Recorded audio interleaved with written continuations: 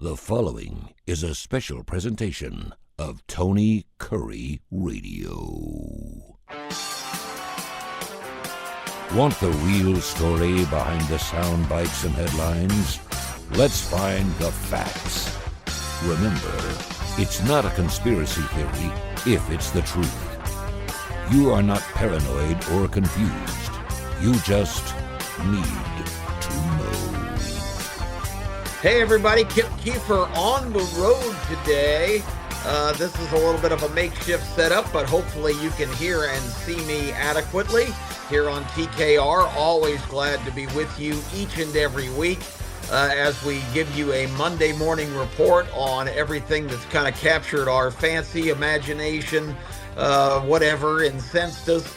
Today, I've got an interesting subject to talk about. We'll get to that in just a moment. First, I hope everybody had a fantastic weekend as we get closer and closer to football season, which is my favorite time of year. And hopefully a lot of folks out there listening are getting ready for a great season of SEC and NFL football. We've got a lot of great shows supporting that on both terrestrial radio here on TKR and also on television on our Saturday morning show in Birmingham, The Starting Lineup, which is on every Saturday at 10:30 on ABC 3340. So check that out if you're in the Birmingham area. And if you're not, that show is downloaded right here to TKR and also to my landing page, kqshows.com, so you can check us out. And we've got our own YouTube page as well, where you can find the show on YouTube. The Starting Lineup is all you have to put in, and you are off and running. We've also got a great sports betting show. If you're into investing on the games on the weekends, you are missing out if you're not tuning in to k4wins.com, our website. I've got a brand new article up on the site today talking about some of the more intriguing openers in college football coming up in a couple of weeks. We give you great advice. It's myself and Tony Kurre, the proprietor of this network. Also Kai Gregory, a long background in the gaming industry and football. And also Case Kiefer, who, yes, has the same last name as I because he's my son. He's the sports editor of the Las Vegas Sun out in the desert, Sin City, Las Vegas, Nevada.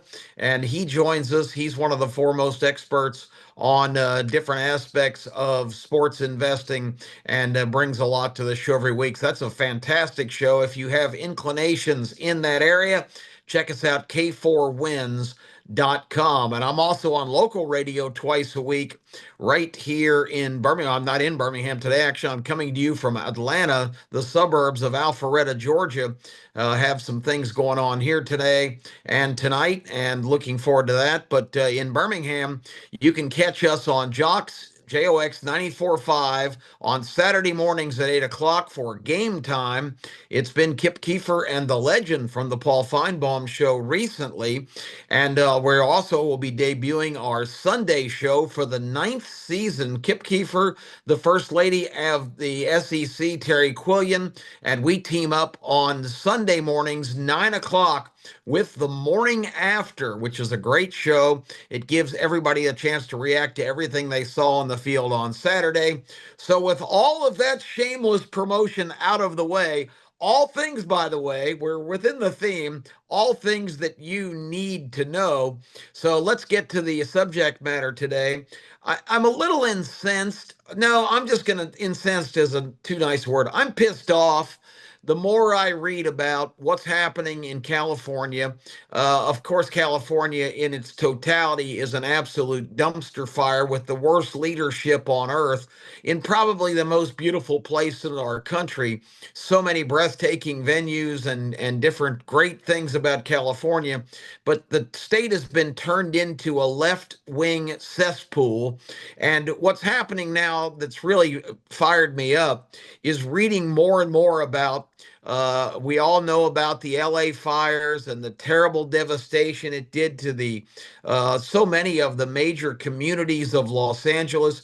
Pacific Palisades, a great spot, which I've had the pleasure of spending time there, completely decimated by the fires. unbelievable amount of homes and businesses and commercial buildings just burned to the ground due to the runaway wildfires.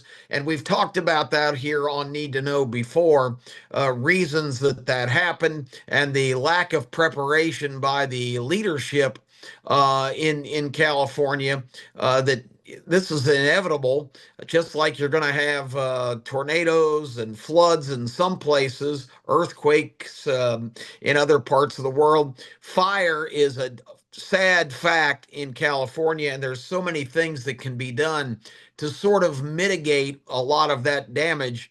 And it's shameful what they basically allowed to happen with this unprecedented fire that did so much damage. But all that has been well established. The problem now is getting people back on their feet, getting their homes rebuilt, getting their lives back together. And it's absolutely stunning that here we sit 7 months after the fact and very little has been accomplished. People are still destitute. They are displaced and living with relatives or wherever they've been able to find shelter. So many of these neighborhoods and some of the most spectacular subdivisions in the country are still just rubble. And all of the politics with this shameful bunch that are in leadership positions in California and their inaction and really they to agendize victims of this kind of magnitude of disaster is absolutely shameful. And that's what they're doing. They're exploiting an opportunity here because the extreme left, which is the hierarchy and the ruling power right now in California, maybe the bright side of this, maybe the citizens have been given a slap in the face wake up call to not vote for these progressive leftist morons that want to turn California and the entire country, of course, into this socialist kumbaya. Everybody ties for first place, everybody shares the wealth. It all sounds great in concept, but the history of the world, every place that this has been espoused and tried, has been a miserable failure. Yes, capitalism is not always fair. A lot of times you've got to get the right breaks, you've got to have the right work ethic, you've got to make things happen. But a capitalistic system, a free market system, a free enterprise system, the founding principles of this country is by far just night and day better than this big collective government basically treating every single person like they are absolutely equal and trying to distribute wealth accordingly. It takes away incentive, it takes away production, and it makes the people that aren't interested in working hard and applying themselves, it makes them more reliant, and that's what the movement on the left wants.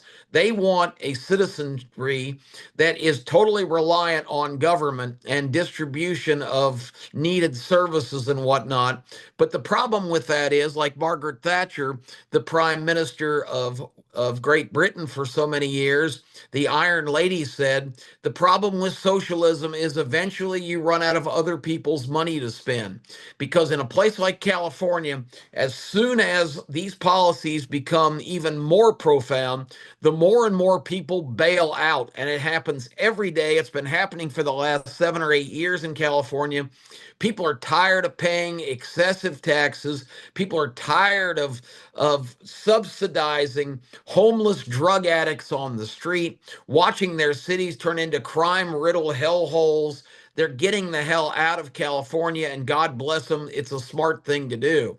Let's just hope they don't go off to Texas or Tennessee or Florida and bring that California politics, because they're going to turn those places into the same, third world country that they just fled from. But all that's a sidebar. I want to talk about a big concert that was held at the end of January in Los Angeles after the fires, called Fire Aid. Fire Aid was this giant 5-hour production. It had all kinds of big name musical acts. It had all these Hollywood A-list celebrities coming out, soliciting donations, asking people to generously donate from all around the country. It sold sponsorships to big corporations that raise money. And supposedly it was billed, all of the proceeds from Fire Aid was going to go to the residents of California that had been displaced and burned out and had their homes destroyed. This was supposed to be direct allocation of money. That's how it was billed anyway, to all of these victims of this terrible, unimaginable tragedy of these California wildfires, which of course were induced by nature, but enhanced by the stupidity and the ineptitude and the indifference of leadership. But as we are going to find out here in just a moment, a lot of that, just like our federal government problems, a lot of that indifference and ineptitude is kind of by design, because they're getting they're achieving something that they have long wanted to make a reality in California right now. And sadly, exploiting victims of this kind of unimaginable tragedy is absolutely the most shameful thing. And that's why that I'm bringing you all this today. So they have the big concert, Fire Aid, at the end of January. It raises $100 million. $100 million comes from Fire Aid. And now, starting in about June, 6 months removed, residents were coming forward and saying, where are those proceeds? All this was billed this was going to directly benefit us and help us in our plight here to try to rebuild our lives and salvage financially, our properties and rebuild our homes. And those people were not getting a dime, because in California, as it always is, it's billed one way and the reality is something completely different. So far, Fire Aid, which was organized by leftist leaders and government officials in California, those proceeds, they say, we're totally transparent. We did not allocate this money directly to the victims. We have given it to over 100 nonprofit organizations throughout California. Now, I don't have a list in front of me, but I can tell you that these nonprofit organizations that have gotten millions and millions of dollars from this big financial benefit concert are using that money for all kinds of political purposes, all kinds of nefarious initiatives. And really, the people that need the money, the victims of these fires, both residential and business people, are not seeing any of the benefits. And the excuse is, well, all of these organizations, they're looking at the long term. It's not like of money for the quick fix of getting people back on their feet, so much as providing important healthcare resources, which that means like psychological things. It also is going to a lot of these agencies that are politically motivated, like CHIRLA, which is an acronym for an organization that is concerned about the mistreatment of immigrants to the United States. But they're not immigrants. These are the people that are organizing these protests and destructive, violent riots as ICE, the Immigration Customs Enforcement branch of the federal government, tries to arrest criminal aliens who have been accused or convicted of major crimes and let back on the streets by these progressive district attorneys that just have a turnstile for the jail instead of a cell. And so many of these people, the last huge riot in Los Angeles, 114 warrants by federal judges had been issued for criminal aliens. These were not, they weren't going out and rounding up, Paco, who was in the back room washing dishes, or migrant farm workers. There have been reports, like the recent one, where a marijuana farm was raided by ICE. But that was because there was information that there were up to 14 or 15 underage children working, basically, in a slavery situation on this farm. And there were also, as it came out later, other convicted people that ICE was seeking in terms of warrants, who were convicted child molesters and child porn distributors. And they're working shoulder to shoulder with underage kids at this marijuana growth. This is the kind of nefarious nonsense that's going on. And these are organizations that are getting funding, and they don't give a rat's ass, pardon my French, about anybody who's been disaffected by this fire. A lot of the people were people of means. You don't live in California in these swanky neighborhoods at Pacific Palisades or Altadena or other places where the fire took place. So there's real indifference for them, because a lot of the money is going into social programs and politically motivated programs. The riots in Los Angeles over the ICE roundup of illegal aliens, criminal aliens, was neatly funded, and it's been traced back to 4 or 5 of these non-profit entities that are receiving the money that was supposed to go to the victims of this fire. So bottom line is, it's typical California. It's the same old stuff, and I used a nicer word than I was going to use there, but it's just typical that the people who really need help aren't getting it. And you might ask, well, what's going on there?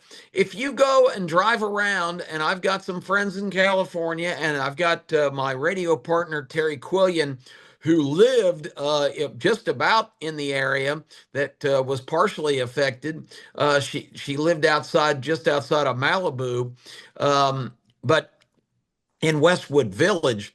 But she has still friends and a lot of contacts out there who tell her that the government has really not risen a finger to help these people, that a lot of the burned down houses and businesses are still there in giant piles of rubble because residents have been so destitute financially, they don't even have the means to clear their property. And now the state and local governments are starting to fine people for not having their properties cleared of rubble, in situations where these people just don't have any place to turn. If that's not bad enough, the people that have been able to do that and cleared their lots are having a hard time, an impossible time, getting building permits to rebuild. And the dirty little secret behind that is, so many of the leadership people in Los Angeles do not want these big, beautiful, expensive subdivisions with single owner homes on those properties to come back. They see this as a great opportunity to exploit that situation, not issue those building permits, hoping people will kind of give up and sell their property and get out of there, because their dream is to start building these multi-family units, at the minimum like duplexes, but at the max, in some locations, particularly some of the commercial ones, they picture all these kind of high-rise government housing kind of deals that would be up the alley of, once again, championing the causes of the people that they were really not that they really are committed to having on board, because that is the surefire way to keep power and control. If you provide all these government services The thinking is these people will be lifelong supporters at the ballot box, and that at the end of the day is what is really important. Taking really making the steps to have influential and wealthy voters at I call them voters, but citizens who are also voters, not necessarily the sure thing that all of these constituents in California, many of them illegal, and you say, well, illegals can't vote. Well, in California, they found a way, because if you get a driver's license issued in California, it immediately registers your name on the voting rolls. And yes, obviously, that's not constitutional. Anybody who's not an American citizen is not allowed to vote in American elections. But don't kid yourself. It's happening in a lot of places in this country of the blue left wing persuasion, and California is the prime example of that. So much nefarious activities going on. It is absolutely shameful. I also have, words to say. Donald Trump, when he was inaugurated president on January 20th, was in California on Friday. Remember, he got sworn in on Monday, signed a gazillion executive orders, hit the ground running with all kinds of policy, but got on Air Force One on that Friday, flew to North Carolina, where no federal major official had gone, where they had the horrendous flooding and the death of over 200 people the fall before. Trump went to North Carolina that day and walked around and consoled people. The federal government, of course, picking and choosing who to help there after dragging their feet for months, saying that the funding for FEMA had run out, and insisting Congress give them more money. Well, it comes to light that FEMA, Federal Emergency Management, had given a big portion of their budget to giant hotel chains in New York to house illegals who are in that sanctuary city. That's not what emergency management was meant to be.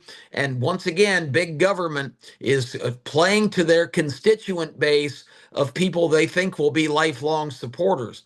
So anyway, Trump opened some bureaucratic doors, started to get those people in North Carolina some help, in Western North Carolina around Asheville, the places that were decimated by that aberrant hurricane. You don't think a hurricane is going to affect you if you live in North Carolina, especially if you don't even live on the coastal areas.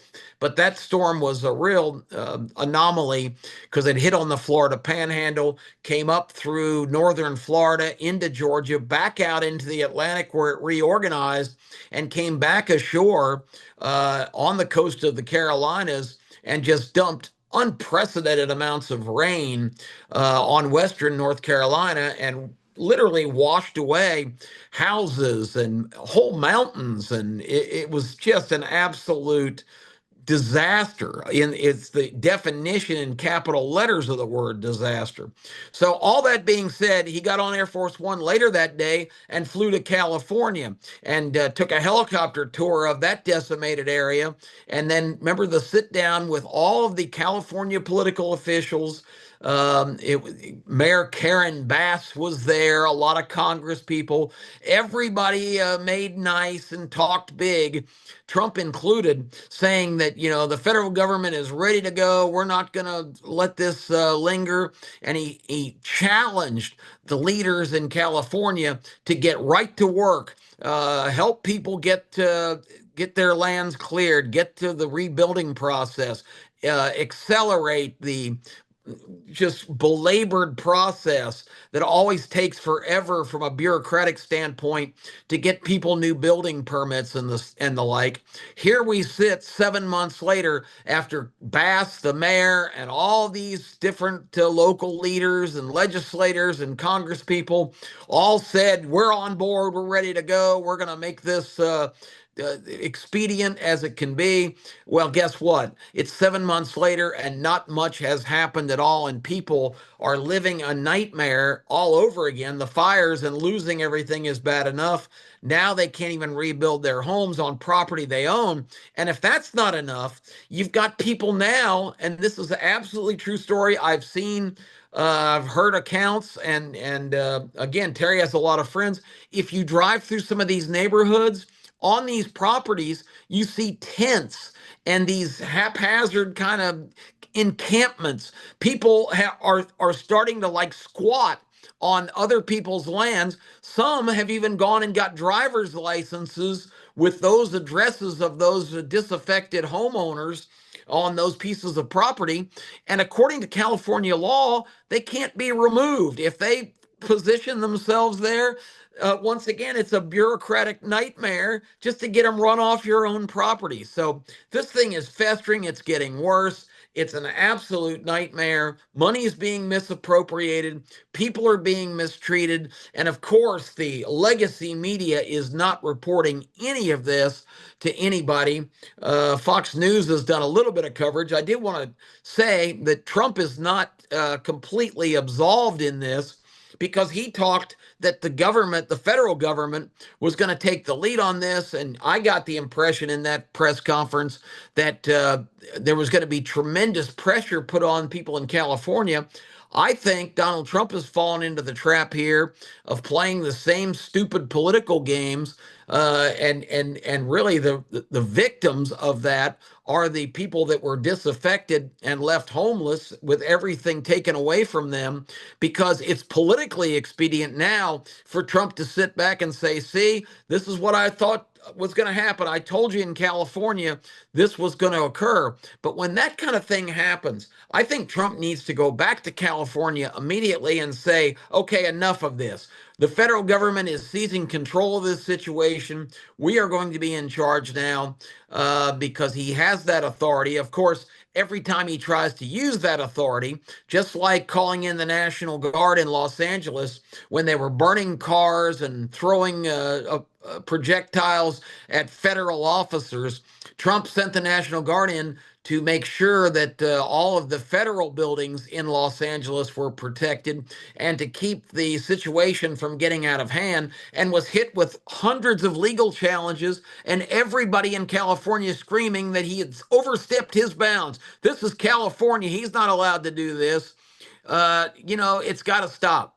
It has to stop. All of these lower courts saying that the president can't take executive action when the situation is needed.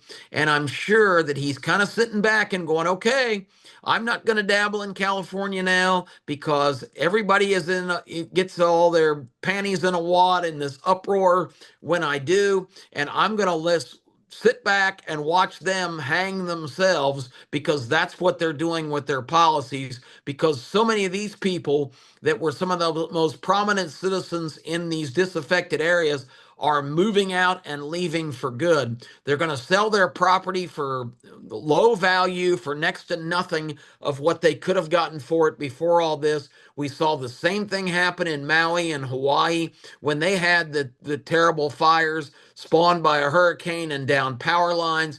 All these people that had lived their whole lives and had property in Hawaii had impossible times rebuilding from the same bureaucratic crap, because the government knows eventually that they are going to be able, for pennies on the dollar, to acquire a lot of this property that's been damaged, and they have different plans for it than single resident homes that were the lay of the land before. They've got the whole idea about controlling as much of the wealth and as much as the property that they can possibly be in charge of. And that is the nefarious little behind the scenes secret that's not being told adequately to the American people. Do your own reading, do your own research, but by all means, before you donate any money to any of these causes, make sure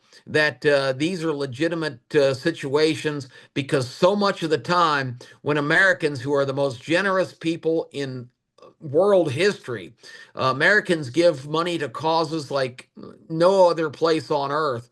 And so much of that money is end up being misappropriated and used against you as an American citizen who embraces your rights and liberties and appreciates living in the greatest country ever conceived. These people are trying to tear it down. You can't rebuild it in the image that they want until you tear down what we have, and we cannot allow that to happen with nonsense like this. Fire aid is a fire fraud. It is not aiding the people that needed to aid. It is just funding more of this leftist nightmare crap. I'm Kip Kiefer. That's Need to Know for this week. Thanks, everybody, for tuning in. Do your own reading, reach your own conclusions. Again, I don't want to tell you what to think. I just want to give you things to think about. We'll be back next week right here on TKR. Have a blessed week, everybody.